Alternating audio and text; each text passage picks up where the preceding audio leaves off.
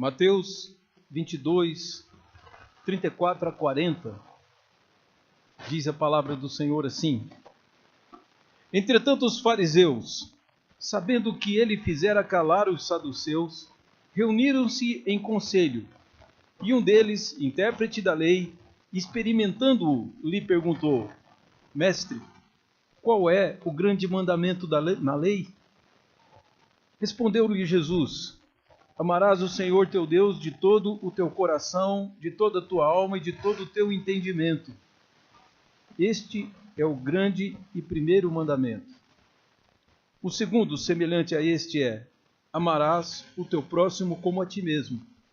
Destes dois mandamentos dependem toda a lei e os profetas. Meus queridos, eu há algum tempo tenho ouvido as pessoas falarem que os dias estão ficando mais curtos. E recentemente eu ouvi um astrônomo falando na televisão que isso é uma percepção das pessoas equivocada. Porque o que está acontecendo na verdade é que os nossos dias estão ficando um pouco mais longos. Eles estão aumentando um pouco de tempo devido ao afastamento que está havendo da Lua em relação à Terra. A Lua está afastando muito, com uma distância quase insignificante, mas que isso está provocando um fenômeno na Terra em que, na verdade, os dias estão sendo também, de forma insignificante, mais longos. E eu, vendo isso, o que me ocorreu foi que, se a Lua está... Eu queria saber quem de nós vai lá pôr um cabo de aço, porque nós precisamos dela, né? Prender a Lua. Se a Lua for embora, como que vai ficar? Mas isso serve para a gente perceber, queridos, que estamos completamente dependentes de Deus. Nós dependemos de forças que não estão debaixo do nosso controle. A nossa vida depende cada segundo de forças muito superiores a nós, como chuva, vento, sol, o mar, os astros. E agora, como eu disse, a própria Lua. E quando a gente vê tudo isso, nós então precisamos, de alguma forma, descobrir o que nós podemos fazer a respeito. Bom, para aqueles que creem, como nós, que têm a sensatez, viu? Isso é preciso ser sensato, para crer que quem fez esse universo vai mantê-lo enquanto o seu propósito durar. O que nós precisamos é agradar esse Deus, esse Criador, é orarmos a Ele, tentar de alguma forma fazer aquilo que Ele quer, porque nós dependemos dEle. E se dependemos dEle, talvez a sua pergunta seja o seguinte: sendo Ele bonzinho, Ele não vai fazer nada contra nós, né? Será? A carta de Paulo aos Romanos, capítulo 1, verso 18, diz que Deus está irado e que do céu está se manifestando a ira de Deus contra os homens pela perversidade, porque os homens amarraram a justiça, prenderam, neutralizaram a justiça para dar vazão à justiça, neutralizaram a verdade para poder cometer injustiças, serem justos com os outros, serem justos com o mundo. E que Deus, então, portanto, está irado. Então, refazendo, nós dependemos completamente de um Deus que está irado conosco. O que nós podemos fazer? Quero dizer a você que talvez você esteja pensando nisso como um problema distante. Mas se Deus está irado com a humanidade, nós somos parte da humanidade. Eu sou humano, você também. Precisamos sim fazer alguma coisa a respeito. Existe algum lugar que nos ensina o que podemos fazer para agradar o Senhor? Aqui nós temos um texto da palavra de Deus que não somente nos mostra o que pode agradar a Deus, mas também o que Deus quer de nós. O propósito pelo qual Ele nos criou. O que dá ensejo a essa lição que Jesus vai nos dar é, na verdade, porque Ele tinha os saduceus eram homens que não acreditavam que exista alma, não acreditavam na ressurreição, nem em anjos.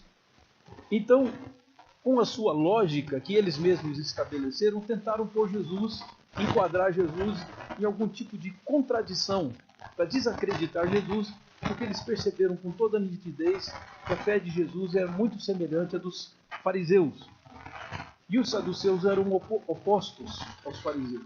E Jesus, com respostas muito simples e muito sábias, calou a boca dos fariseus. Por causa disso, dos saduceus, por causa disso, os fariseus se reuniram para tentar, de alguma forma, também fazer com que Jesus, vencendo aquele que os saduceus não puderam vencer, como uma competição, de fazer alguma pergunta que internamente eles sabiam a resposta.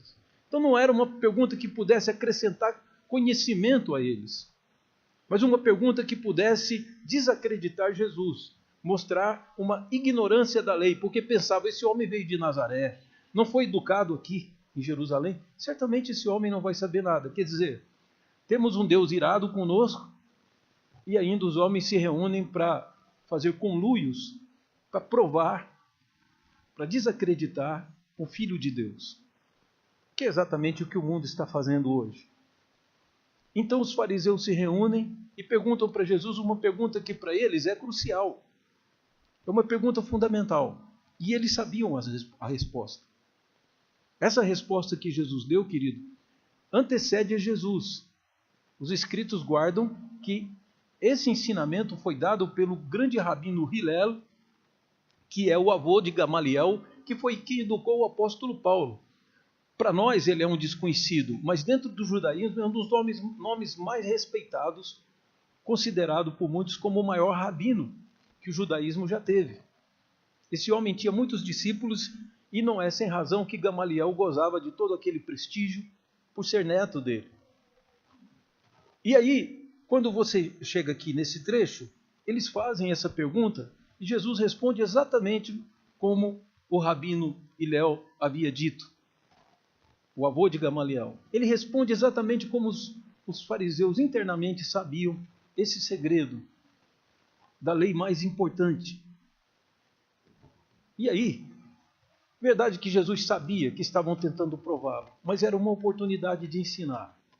Ensinar inclusive aqueles homens que, na verdade, mostravam estar desprovidos desse amor, porque não trataram Jesus com a mesma dignidade. Estavam tentando, provando Jesus. E aí Jesus então nos ensina, isso que é de maravilhoso nas Escrituras, que o que Deus quer de nós, Ele nos deu vida, nos deu respiração, o nosso Deus nos mantém vivos, o nosso Deus cuida de nós, cuida do universo, mas Ele exige que nós amemos. A sua tarefa, meu amado, é amar. Talvez você esteja aí elaborando alguma coisa muito sofisticada para dar a Deus alguma coisa muito sofisticada, achando que Ele é como nós. Mas o que Ele pede é uma coisa mais simples, que uma criancinha pode fazer e um adulto pode fazer. Todos os nossos atos, todas as obras que fizermos, tudo aquilo que construirmos, é preciso que sejam feitos com amor. É ensino rabínico, ensino judaico, quando o apóstolo Paulo escreve que se ele entregasse o seu corpo para ser dado aos pobres, para ser queimado em favor das pessoas, desse os bens, se ele soubesse todas as coisas que existem no mundo e se não tivesse amor, nada aproveitaria, ele não seria nada. 1 Coríntios 13, que os irmãos conhecem. Então, com toda precisão, o apóstolo Paulo está repetindo o mesmo ensino de Jesus, que é o mesmo ensino dos rabinos judaicos e que fariseus, e ainda você vai mais a fundo, é o mesmo ensino de Moisés. Quando Moisés e Marcos faz essa citação, Moisés diz a frase principal para o judeu, que diz: ouve Israel, o Senhor nosso Deus é o único. Quando essa frase é dita, logo embaixo diz: portanto amarás o Senhor teu Deus de todo o teu coração, de toda a tua alma e de todo o teu entendimento. É o versículo que se segue. Esses homens se aproximam e perguntam para Jesus quais os mandamentos mais importantes da lei. Quais os maiores mandamentos? Essa pergunta, queridos, nos faz ver duas coisas na concepção. Lei é o conjunto dos ensinamentos de Deus. Na verdade, o hebreu não traduziria lei, Torá, como lei. Ele traduziria como instrução. Porque a lei, queridos, muitas vezes é uma série de proibições meramente. Mas a lei do Senhor nos instrui. Eu quero perguntar para os irmãos quem é que pode ser prisioneiro, pode ser aprisionado ou apedrejado por não amar. Não tem jeito, né? Quem é que pode ser preso por cobiçar, por querer uma coisa que não é sua, que não lhe é devido? Isso é completamente do coração da pessoa. Ninguém pode ser preso nem apedrejado, mesmo que esteja transgredindo mandamentos importantes. Portanto, Torá tem que significar muito mais do que lei, é instrução para a vida. É algo que eu tenho que precisa trabalhar, inclusive o meu interior, não os meus atos, mas os meus motivos que me levam a agir. Isso tem que ser trabalhado. E, portanto, eles usam mandamentos da lei. Ou seja, a lei é um conjunto de mandamentos, um conjunto de instruções de Deus para a nossa vida. E é exatamente nessa linha que o Senhor Jesus caminha. Quando eles perguntam, Jesus responde simplesmente que a ordem de Deus, o preceito principal da lei, e mais tarde ele mesmo vai dizer que é o que realmente importa. O apóstolo Paulo escreve aos Gálatas e diz que quem ama o seu próximo, ele cumpre a lei. Portanto, a única coisa que Deus exige de você é amor. E a primeira resposta de Jesus, citando o Antigo Testamento, nos diz a quem nós devemos amar. Surpreendentemente, e até porque não há necessidade disso, o nosso Deus não inclui aqui os anjos, que são superiores a nós e inferiores a Deus. A Bíblia nos diz que nós devemos amar ao nosso próximo e amarmos a Deus. São as duas pessoas que estão ligadas a você. É de uma sabedoria tão grande que esse amor deve ser dirigido a Deus e às pessoas que estão próximas. Não há um mandamento da Bíblia que te ensine, olha que sabedoria, que eu devo amar a humanidade. Aí o sujeito olha para a África, vê aqueles famintos, ou olha para o Nordeste e diz, é uma pena que eu só tenha 180 milhões de reais. Isso aí não vai se adiantar nada para acabar com a fome deles. Só vai me deixar pobre. Eu amo a humanidade, mas não posso fazer nada por ela. Eu sei, queridos. Mas você já ajuda muito a humanidade se você fizer pelo aquele que é vizinho seu. A palavra próximo também pode ser traduzida como vizinho. O vizinho da casa ao lado. Esse Deus pôs no seu caminho. Amá-lo é preciso. O amor a Deus e o amor ao seu próximo. Então vamos começar pelo próximo, que é o segundo mandamento, mas que é só um desdobramento do primeiro. Veja só. Amar aquele que está próximo de mim, aquele que Deus pôs, aquele que está hoje, agora, na minha frente. Certo? É ele que deve ser amado. E aí, não é a humanidade, não é as pessoas, não são as pessoas que devem ser alvo do nosso amor, mas quem está próximo. O vizinho da casa ao lado, aquele que joga o lixo por cima do muro, aquele que põe música alta até tarde e não te deixa dormir. Pois é, o seu vizinho que Deus pôs na sua vida deve ser amado. E também o vizinho da sua cama, o vizinho do quarto ao lado e o vizinho do seu quarto, todos os que estiverem próximos. Porque amar a humanidade, querido, é muito fácil. Amar o próximo, isso é extremamente difícil. Aquele com quem você convive todos os dias. Amar não é fácil. E amar a Deus. O Deus que nós não vemos. Como eu posso agir e amar a esse Deus? O como vai vir um pouco depois. Mas agora, o que é que existe um mandamento. Você não pode ser indiferente a Deus. vou dizer particularmente, a menos que você tenha uma boa justificativa, se você passar um dia inteiro sem ler um texto da palavra, sem orar ao Senhor, você está pecando. Você respira o ar que Deus deu, você tem a vida que Deus te deu, você tem os bens, tem seus filhos saudáveis, olha para tudo isso à sua volta e você não vai buscar o Senhor naquele dia. Porque lendo a Bíblia eu ouço a Deus. Orando, eu falo com Ele. Então tem pessoas que fazem isso. Outra coisa, há muita coisa que eu não entendo. Que bom, vai me fazer depender da igreja, dos professores de escola dominical. Aí eu vou vir à igreja. Então, queridos, o apóstolo João foi muito feliz quando ele diz: se alguém aborrece o seu próximo, diz que ama a Deus, mas ele causa males ao seu próximo, ele é mentiroso. Como ele consegue amar a Deus que ele não vê e odiar o seu próximo a quem ele pode ver? Em outras palavras, João está dizendo: aquele próximo é a imagem de Deus. Eu amo a Deus, mas eu firo a imagem dele. Não pode. Quem ama a Deus vai cuidar do seu próximo. Então, queridos, o primeiro mandamento, ele tem uma direção, ele tem um endereço.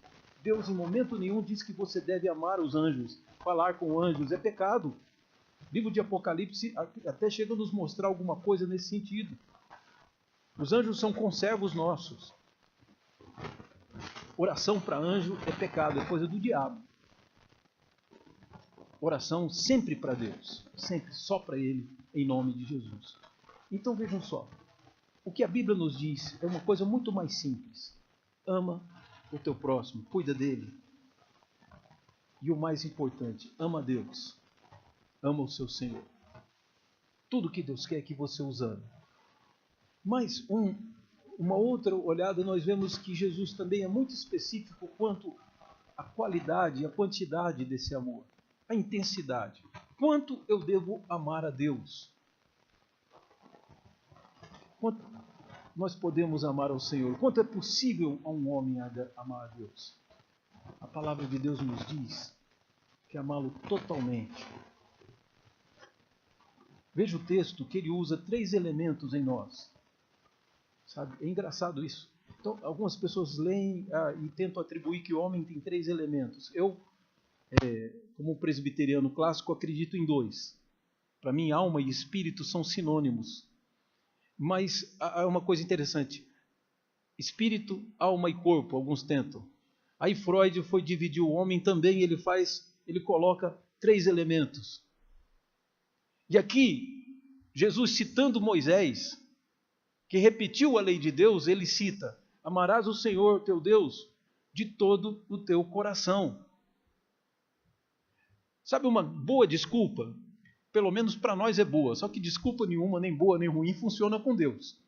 Com Deus é verdade. Mas nós mentimos para nós mesmos. Nós dizemos que no coração a gente não manda. A televisão ensina um tipo de amor romântico e a partir disso nós começamos a dar crédito e a incentivar esse tipo de coisa. Então, eu não tenho controle sobre o meu coração. Eu gosto de fulano e não gosto. Por quê? Não sei porque eu não gosto, mas não gosto de ciclano. Mas se ele é o teu próximo, a Bíblia te manda amá-lo. Aliás, Jesus diz para amar o inimigo. Jesus diz para você amar aquele que, e até bem dizer, aquele que fala mal de você e que te amaldiçoa. Quando se trata de gente, eu não tenho que ter esse tipo de contemplação com os demônios, mas com os homens. Podem ser meus inimigos, terão um tratamento digno. E é exatamente essa ideia, de todo o teu coração. Significa que eu tenho controle sobre o meu coração.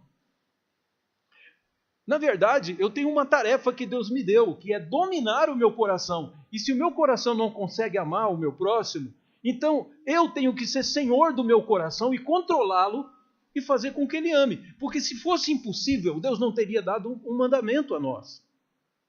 Se você é incapaz de amar, peça a Deus, ore a Ele. Mas saiba disso, o seu coração pode ser controlado sim. É por isso que romper casamentos com a desculpa de que o amor acabou, está proibido pelas Escrituras. Não desfaça o homem aquilo que Deus ajuntou. É por isso que qualquer coisa errada que eu fizer, eu disse assim, meu coração falou mais forte, não é desculpa. Porque eu tenho que ter controle sobre o meu coração, sobre os meus sentimentos. Amarás o Senhor teu Deus não é com muito do teu coração, mas com todo o teu coração, com a totalidade do teu coração. E mais do que isso, de toda a tua alma. A palavra usada aqui é psique, da onde vem a nossa expressão psicologia, né? Psique, a alma. Quase que meio a meio, essa expressão aparece 104 vezes no Novo Testamento, essa palavrinha psique. Quase metade delas é traduzido como vida. Então amarás o Senhor teu Deus de toda a tua vida, com toda a vida que há em você. Ou também de toda a tua alma, de todo o teu ânimo, se a gente for usar o latim, né? Que a palavra anima, no latim quer dizer alma. Então quando você diz desenho animado, não é que é um desenho alegre. Desenho animado significa um desenho com vida, um desenho com alma, porque ele se move. Daí veio a expressão desenho animado. Então, de todo o teu ânimo, olha que interessante, amarás o Senhor teu Deus de todo o teu coração e de toda a tua alma, com todo o teu ânimo, tudo que você tiver. E a outra expressão, que às vezes é traduzido, muitas vezes no Novo Testamento, ela não ocorre muito, mas muitas vezes ela é traduzida no Novo Testamento como sendo a palavra pensamento. Então, amarás o Senhor teu Deus, a palavra usada aqui é dianoia, ela ocorre 12 vezes no Novo Testamento. Boa parte delas se referindo a pensamento. Então, você tem que amar a Deus com todo o teu coração, toda a tua alma e com todo o teu pensamento, a tua mente. As Bíblias em inglês preferem a palavra para mente. Então, veja só, eu tenho que amar com a minha mente também. Então não serve, eu não tenho desculpas para não amar Deus totalmente. Se a Bíblia diz que Deus mandou, é porque é possível que eu produza. E eu tenho que me educar. Na verdade, queridos, não pense que isso é diferente. Você pensa que na sua vida você não tem que ter o controle? O seu autocontrole? Claro que você precisa. A pessoa às vezes quer ficar bonita, ela vai para uma academia e ela tem que se sujeitar a exercícios que são muitas vezes até sufocantes. Uma outra quer emagrecer, ela se disciplina na sua alimentação. Então, estão vendo que controlar a nossa alma, assim como controlar nossas finanças, controlar tudo na nossa vida, é altamente produtivo, pode nos trazer ótimos frutos. É possível, perguntar para as nossas músicas aqui, ó, Thalita, Thaís, é possível tocar bem um instrumento se eu não exercitar? Eu vou ter que me sacrificar, gastar horas do meu dia, jogar fora lazer, porque se eu quiser aprender alguma coisa, eu preciso ter disciplina. Eu preciso controlar o meu tempo, controlar o meu sono, controlar as minhas coisas, os meus lazeres, os meus prazeres. Então, que bom que Deus exige de nós e não exige pouco, nesse sentido. De toda a tua alma, todo o teu coração e todo o teu raciocínio, tua mente, teu pensamento. Porque a mente, queridos, que foi o último que Jesus citou aqui, a dianoia, ela tem uma capacidade muito grande de te enganar. Ela te consegue fazer com que você faça uma coisa horrorosa e diga para si mesmo, eu fiz por amor a Deus. E você faz tudo errado. Deus não é contra. Um muçulmano corta o pescoço de um repórter inocente. Aquele homem, na verdade, não fez nada contra o islamismo. Muitas vezes até defende o islamismo aqui no nosso meio. Mas aí o Estado Islâmico corta o pescoço dele e diz, fiz isso por amor a Deus. Olha o que a mente humana pode. Por isso a minha mente, o meu pensamento, o meu raciocínio tem que se sujeitar à palavra de Deus. Quando o pregador vai pregar, não pode pregar as suas preferências, as doutrinas que ele mais gosta. Ele tem que pregar exatamente o que Deus está dizendo no texto. Não é aquilo que pode dar mais lucro ou que pode lotar a sua igreja. O meu pensamento tem que estar disciplinado debaixo de Deus. Então é possível sim amar a Deus de todo o coração, de toda a alma e de todo o pensamento. Vamos começar os nossos exercícios. Vamos disciplinar o nosso tempo. Para eu pegar a agenda e dizer, eu fiz isso, isso e isso durante a semana. Então agora, a minha agenda está demonstrando que eu amo o Senhor. Eu quero, antes de passar para a última divisão, contar uma história que aconteceu em Recife, para os irmãos entenderem um pouco dessa questão do amor ao próximo. Eu conheci o irmão, eu fui numa igreja de Recife que se chama Igreja do Jordão. Jordão é um bairro que existe lá em Recife. E o sujeito foi procurar a casa para morar, que ele era presbiteriano, chegou na igreja, falou, olha, eu estou mudando aqui para esse bairro, eu preciso morar aqui, me acha um lugar para alugar. E não encontraram nada, nenhuma oferta de aluguel, a não ser num conjunto que eles chamam da Coab. E ele foi lá. E os irmãos disseram, não alugue aquela casa, espera mais um pouquinho, porque quem mora do lado é um catimbozeiro. Falando na nossa linguagem aqui mais do sul, é um macumbeiro, né? Então o catimbozeiro morava ao lado dele. E ninguém parava naquela casa, que ninguém suportava aquele homem. Então o irmão presbiteriano que estava chegando disse, eu vou morar naquela casa então. Aí o sujeito disse, eu não tenho opção, eu tenho que morar lá. Ele falou, mas como que você vai fazer para conviver com esse homem? Ele falou, Deus vai me dar força. E ele foi então, e eram aquelas casas geminadas. Vocês já viram casa geminada? Você espirra de cá, o vizinho ouve, né? E eles, quando souberam que eram crentes da igreja presbiteriana do Jordão, que tinham mudado para lá, aí que chamaram os convidados e tocava tambor a noite toda, o homem ia trabalhar com aquelas... Estava difícil para ele. E ele resistindo e orando a Deus e pedindo força ao Senhor. Aí um dia, para implicar, uma das galinhas, uma galinha do irmão presbiteriano, então uma santa galinha, né? Ela passou pelo vão da tela e foi para a casa do senhor lá que praticava macumba lá, que servia. E então, o vizinho, indignado com aquela invasão daquele animalzinho sem muito raciocínio, pegou a cabeça da galinha, deu uma torcida assim, ó. Na hora que ele viu que a galinha estava morrendo, ele jogou do outro lado do muro. E chega o nosso irmão presbiteriano em casa cansado. Abriu a porta, entrou e tal, já pensando em por que dormiu mal à noite, teve tambor a noite toda. Aí quando ele chegou lá e viu a galinha morta, ele percebeu o que tinha acontecido. Que ela morreu de pescoço torcido, então não foi doença. Ele mandou a mulher dele preparar a galinha deliciosa, que só ela sabia fazer. Que nós presbiterianos somos bons para comer, vocês já perceberam isso, né? Então de comida a gente entende. E aí preparou aquela galinha, atravessou para o outro lado do muro e bateu na porta. Quando o sujeito viu, já preparou para a briga, né, para sair no tapa. Falou, que ele descobrir que eu matei a galinha dele, ele vai ficar fera. Ele chegou na porta, e quando ele viu, o sujeito estava com um prato na mão e disse, você ajudou a matar, agora ajuda a gente a comer. Ele entrou na casa do homem e comeu a galinha com ele, todo mundo fez a refeição, o sujeito. Alguns meses depois, queridos, toda essa família de catimbozeiro foi batizada na Igreja Presbiteriana do Jordão. Porque o amor vence o ódio, o bem vence o mal. E nós somos do bem. Por isso, nos controlar, segurar a nosso impulso, a nossa raiva, é nosso dever. Por isso, dar a outra face é o que Jesus ensina. Porque é assim que nós mostramos que amamos a Deus com toda a nossa força, toda a nossa alma, todo o nosso entendimento, todo o nosso coração.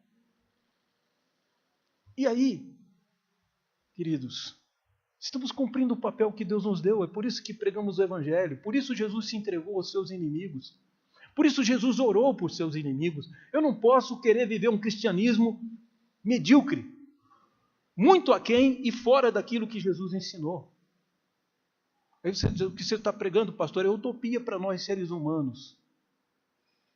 Eu estou pregando o que Jesus fez. E é meu dever perseguir e usar Jesus como meu modelo, ser imitador de Jesus. Eu quero ir para a última divisão, queridos. Por que esses mandamentos são tão importantes? Verso 40. O irmão percebeu que o alvo do nosso amor é o Pai e aquele que Deus colocar no nosso caminho. Qual a intensidade desse amor? Se tratando de Deus, é com toda a força, toda a alma. Em se tratando do meu próximo, é como se fosse eu. Amá-lo tanto como se ele fosse eu mesmo. No verso 40, Jesus encerra falando para os fariseus, para o doutor da lei, destes 2 mandamentos dependem toda a lei e os profetas. Olha que coisa, Jesus diz que toda a lei, de Gênesis a Deuteronômio, todos os profetas para o hebreu, começa em Josué e compreende todo o restante do Antigo Testamento. Quando aquele rico que estava no inferno, segundo a narrativa, esse é Jesus que nos narra, que nenhum de nós visitou o inferno. Mas Jesus diz que o homem que estava no inferno disse para que Jesus mandasse os seus irmãos, mandasse Lázaro avisar os seus irmãos para que eles não caíssem. Houve uma palavra de Jesus, falou, eles têm Moisés e os profetas, ouçam-nos. Moisés e profetas é uma forma de falar lei e profetas de todo o Antigo Testamento, viu, queridos? É assim que o hebreu chama, Torá, Veneviim, lei e profetas.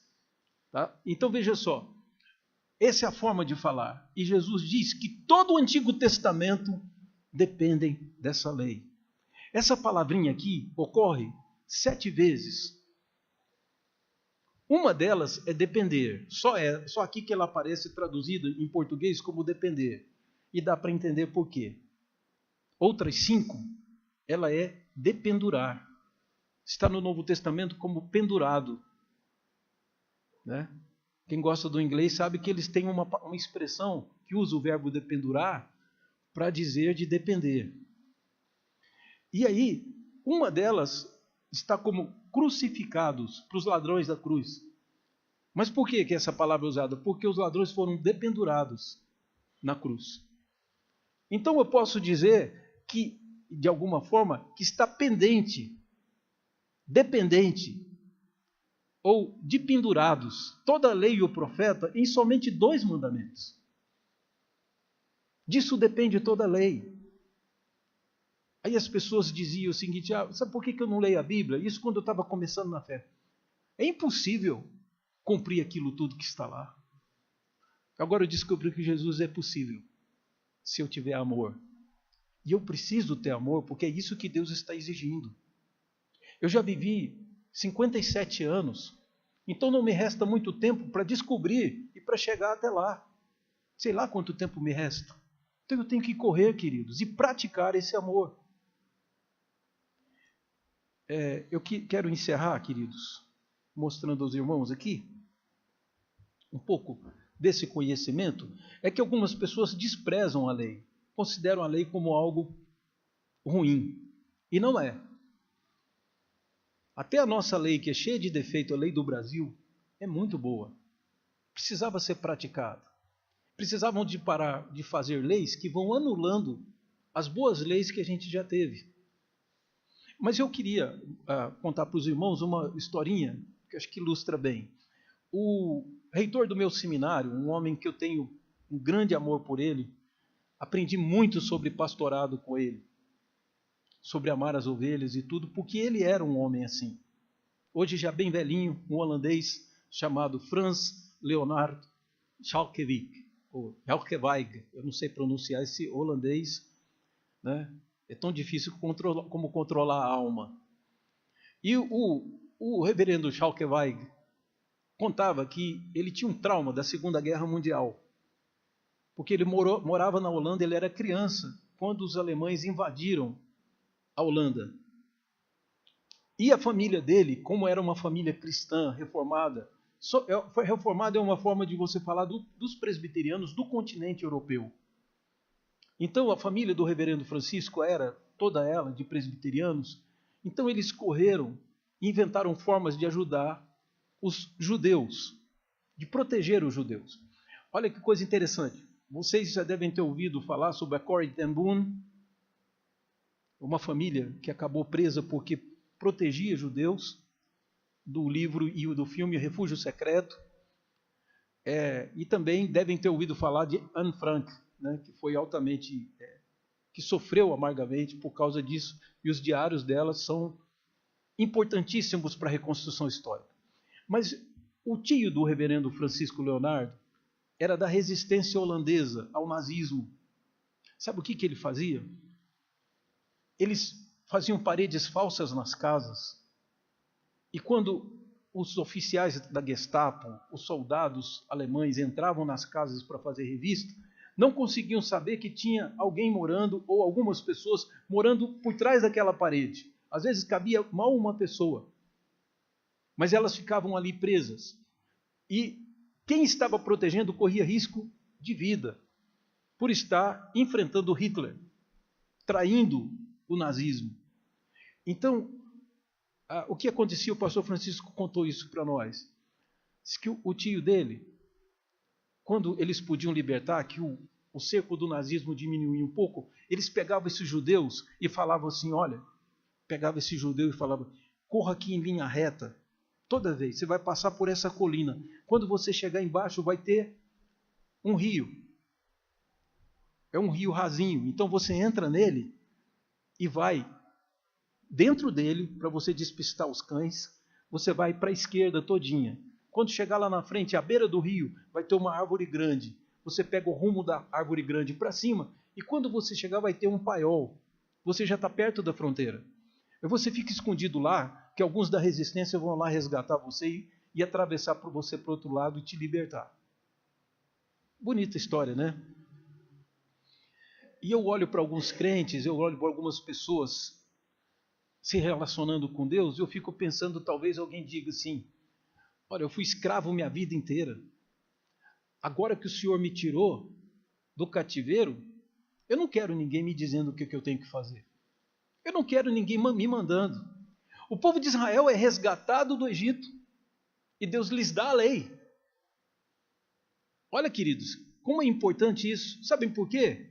Porque é a lei que preserva a sua liberdade.